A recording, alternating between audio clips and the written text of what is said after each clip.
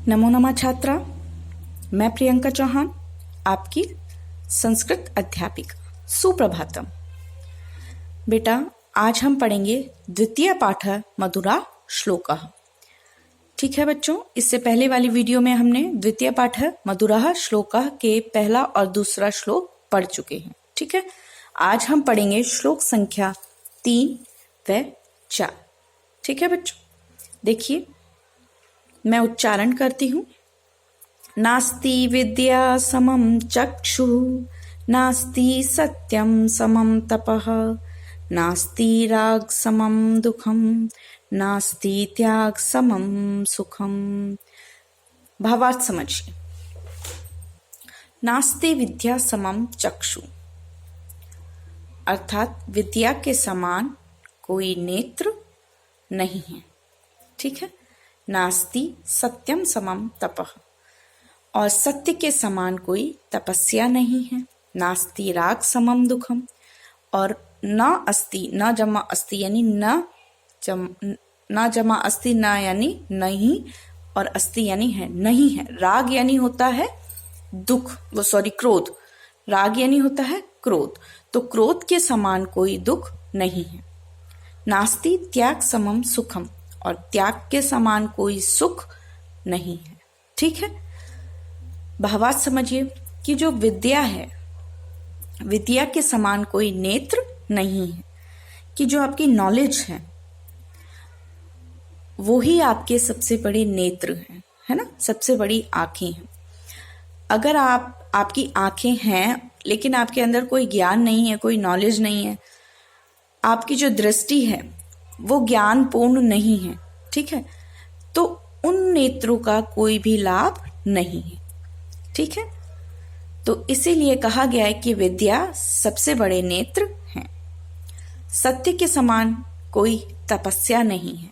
सत्य बोलने वाले व्यक्ति के रास्ते में बहुत सारी कठिनाइयां आती हैं। आपने कई मूवीज वगैरह देखी होंगी, उसमें जो सच का साथ देता है उस व्यक्ति के जीवन में बहुत कठिनाइयां आती है, लेकिन वो फिर भी सत्य की राह को नहीं छोड़ता है और अंत में उसी की ही जीत होती है। इसलिए बच्चों, हमेशा कितनी भी परिस्थितियां खराब हो, कितनी भी कठिनाइयां आए, हमें हमेशा सत्य ही बोलना चाहिए।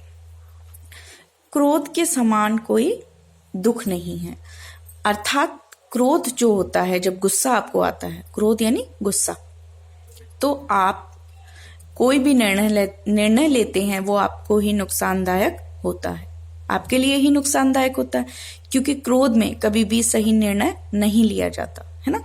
और उसके बाद जो हमें दुख होता है, जो हमें पछतावा होता है ना, इसीलिए कहा गया है कि क्रोध के समान कोई दुख नहीं है और त्याग के समान कोई सुख नहीं है। जब भी हम किसी भी चीज का त्याग करते हैं तो उस चीज का त्याग करने पर हमें बहुत सुख की प्राप्ति होती है ना।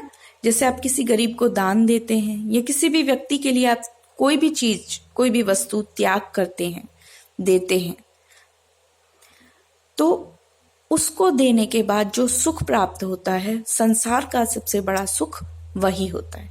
ठीक है बच्चों, आशा करती हूं श्लोक का अर्थ और भावार्थ आपको समझ आया होगा। श्लोक संख्या 4। नरस्याभरणम रूपम, रूपस्याभरणम गुणः, गुणस्याभरणम ज्ञानम, ज्ञानस्याभरणम क्षमा।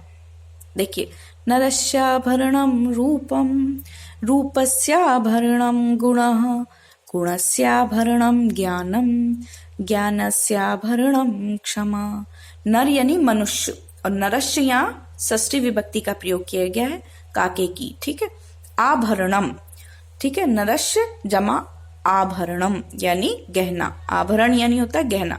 तो मनुष्य का सबसे जो पहला गहना होता है वो रूप होता है ना।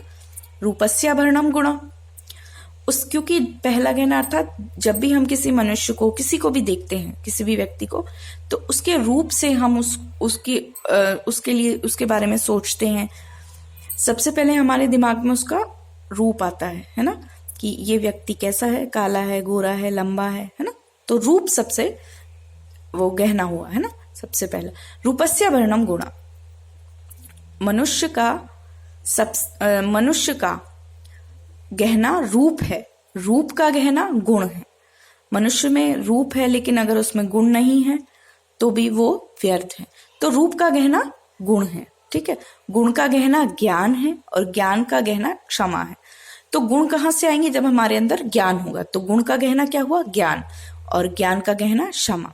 और जो ज्ञानवान व्यक्ति होता है वो हमेशा ही क्षमाशील होता है ना। जिसके अंदर ज्ञान होता है वो हमेशा झुकता है। कहते हैं ना कि फलों से जो लदा हुआ पेड़ होता है वो हमेशा झुका हुआ होता है। अर्थात जिसके अंदर गुण होते हैं, ज्ञान होते हैं, वो हमेशा विनम्र होता है ना, और हमेशा क्षमाशील होता है, हमेशा, है ना। तो सबसे जो मनुष्य का गहना है, पहला गहना रूप, उसके बाद गुण, गुण का गहना ज्ञान और ज्ञान का गहना क्षमा है। ठीक है, आगे समझ आपको बच्चों। मनुष्य का गहना रूप है, रूप का गहना गुण, और गुण का गहना ज्ञान और ज्ञान का गहना क्षमा। आशा करती हूँ बच्चों श्लोक का अर्थ और भावार्थ आपको समझ आया होगा। ठीक है, अब देखिए कुछ अभ्यास प्रश्न मैंने आपके लिए बनाए हैं इन 2 श्लोकों में से। ठीक है बच्चों, देखिए पहला है शब्दार्थ लिखत, चक्षु तपः रागः आभरणम। इनके आपको अर्थ लिखने हैं। ठीक है, दूसरा प्रश्न है विलोम पदानि लिखत, आपको इनके विलोम शब्द लिखने हैं। ठीक है, सुखम, ज्ञानम, सत्यम और गुणम। तीसरा प्रश्न है एक पदेन उत्तरत, केन समम चक्षु नास्ति, किसके समान नेत्र नहीं है। ठीक है, मैं आपको हिंदी अर्थ बता रही हूँ, आंसर उत्तर जो है आप स्वयं लिखेंगे संस्कृत में। त्याग समम किम नास्ति, त्याग के समान क्या नहीं है। गुणस्य आभरणम किम अस्ति, गुण का आभरणम यानी गहना, किम यानी क्या, गुण का गहना क्या है। ठीक है बच्चों, अगर आपने श्लोक को ध्यान से सुना है, पढ़ा है, तो आपको समझ आ जाएंगे। ये प्रश्न आपके लिए बहुत ही आसान होंगे हल करने में। ठीक है बच्चों, गृह कार्य कीजिए, और अगर श्लोक में, शब्द अर्थ में, किसी भी चीज में किसी भी प्रकार की आपको परेशानी है तो आप कमेंट बॉक्स में कमेंट लिख सकते हैं अपने नेम, क्लास, सेक्शन के साथ। ठीक है बच्चों, स्वस्थ रहिए, मस्त रहिए। ठीक है बच्चों, धन्यवाद।